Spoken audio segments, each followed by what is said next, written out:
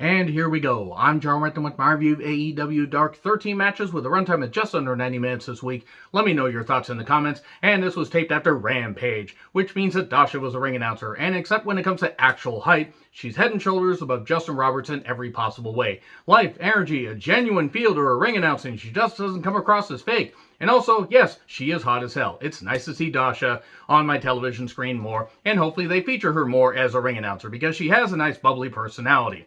So anyway, Excalibur and Taz were on commentary.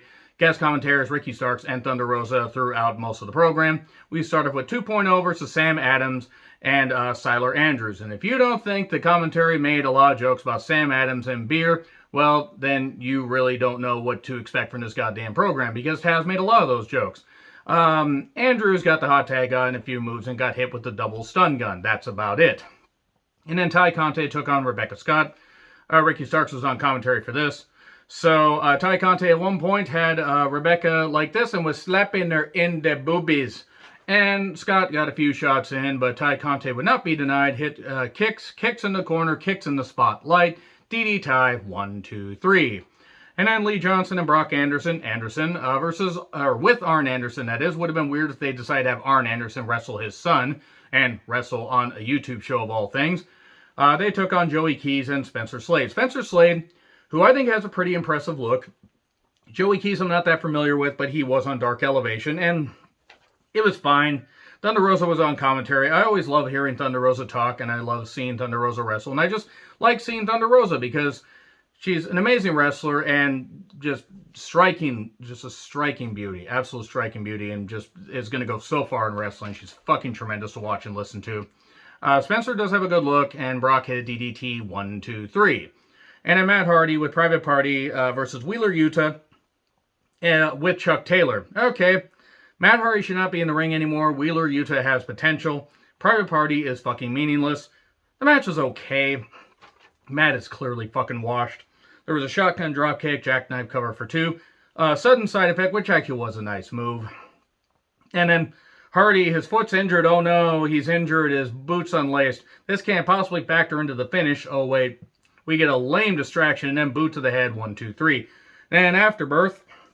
And here's Orange Cassidy and Orange Punch to Matt Hardy. And that's it. Alright. Cool. They put on the sunglasses. I thought they were going to do the Too Cool dance. They look fine today. So anyway, we have Penelope Ford versus Masha Slamovich, which literally sounds like a bad Create a Wrestler name. That's not knocking her. It's just the way the name is done. But Thunder Rosa talks about how she wrestled her in Mission Pro Wrestling, which is a promotion that Thunder Rosa helps run in Texas. And they've toured in a few other places. It was all right. Masha actually hit some good moves here. You can tell she's a pro. She's actually pretty good. Penelope has improved as well. Did hit a nice gutbuster and then the Indian Deathlock for the win. And then was beating her down. Thunder Rosa said, let me take my shoes off. I'm not going to take this. No, she's not going to take this. She's not going to take this, and tries to lay up Penelope, but she hits the floor. So Thunder Rosa versus Penelope, I'm all for seeing that. On Dynamite, give it at least 8 minutes and have Thunder Rosa go over strong. But Penelope has improved, and this Masha actually did do some good stuff. Then Chris Statlander with the Best Alien Friends took on Kiera Hogan. She booped Hogan. And I'll say this much. Kiera Hogan, that single leg drop kick she hits in the corner is pretty goddamn nice. There was a really nice delayed suplex by Chris Statlander, which got a big pop. And Big Bang Theory eventually 1, 2, 3. Because Statlander had to get the victory, and then you've got to give the people what they want.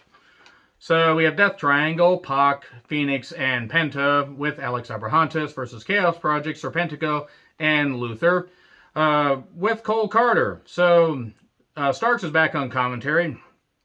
There really wasn't much to this. Andrade did show up to try to distract Pac, but that wouldn't work against these guys. And apparently we're getting Pac versus, or Pac, however it's said, against Andrade, Leo, at All Out. Okay. And Luther then gets upset at Carter, takes Serpentico away, calls Carter ugly, and then he gets hit with the Fear Factor. 1, 2, 3. This is after Phoenix dives on both Luther and Serpentico and barely hits them. That was a bit of a bad move. I'm afraid that Phoenix is not going to be walking by the age of 40 if he keeps doing that shit. And then Nyla Rose took on Tina San Antonio, and it took longer for me to say that name than it took for this match. Beast Bomb 1, 2, 3. Why is Vicky just why is she? Why is she allowed to do the same damn shtick? And she says that Nyla will be champion once again. Not with you, imagine her, you dumb twat. I like Nyla. She just doesn't need Vicky. She can cut her own promos. So, 10, Reynolds, and Silver of the Dark Order took on RSP. Bill Collier and Andrew Palace is alright. Dark Order were, way over with the crowd here. And what I like is, since now that they have Dynamite and Rampage, they're taping Elevation either before or right after Dynamite.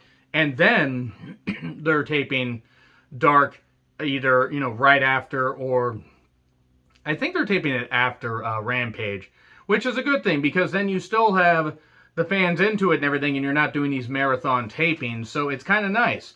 I do hope that they cut down on the runtime for both Elevation and Dark, because I don't think either show should go over an hour, in my personal opinion, even though you need to feature some people. Focus on the right people, rotate them in and out. 10 does toss Reynolds, who hits a moonsault outside. Reynolds came within about that much of hitting the apron, but thankfully he didn't, and he's alright. There were 10 chants. And the full Nelson on Palace for the win. Kazarian took on Brandon Cutler, who did more of the cold spray comedy. I fucking hate it. Kazarian won with the crossface chicken wing. Please get Kazarian some better feuds. So the wingmen, J.D. Drake, Cesar Bononi, Ryan Nemeth, and Peter Avalon versus the Varsity Blondes of, Brian Pillman Jr. and Griff Garrison with J-U-L-A-A, Hart, and Jungle Boy, along with Luchasaurus. Thankfully without the fucking worthless midget. It was the usual. The crowd cheered for pretty much all the faces. They were super into Tarzan Boy, and that's really, that was really a smart choice to have that, because fucking hell, this crowd is goddamn on his side.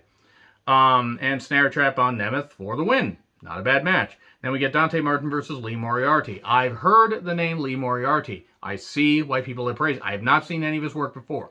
May have to seek out a little bit more of his work. Because if this is just a taste of what this guy can do, I see why people praise him. He did some really, really good shit here. He got a big reaction. I guess he wrestles in a nearby area. I'm, again, not that familiar with, where he's worked. But there was some flippy shit, and I definitely see why people praise Lee. There was some good wrestling as well. Moonsault for 2. A Sunset Flip wins at 1, 2, 3. By God, a Sunset Flip wins a match in 2021. Even though I don't know why anybody's shocked. Because the most devastating maneuver in all professional wrestling, surprise roll-up, wins like 80% of the matches in all companies. So yeah, that's basically it right there. I'm going to see going forward if Dark Elevation and Dark Reviews are going to stick around, or if I'm going to pick and choose depending on the quality. Because sometimes the matches are just happening for the sake of it. Though I did like how they tried to have a couple storyline pieces here and try to build feuds like Thunder Rosa and Penelope Ford, even if it's just going to be a one-off. Anyway, agree, disagree with what I said, like, share, subscribe, Twitter handle in the description. I'm John Ritlin. I'll see you soon.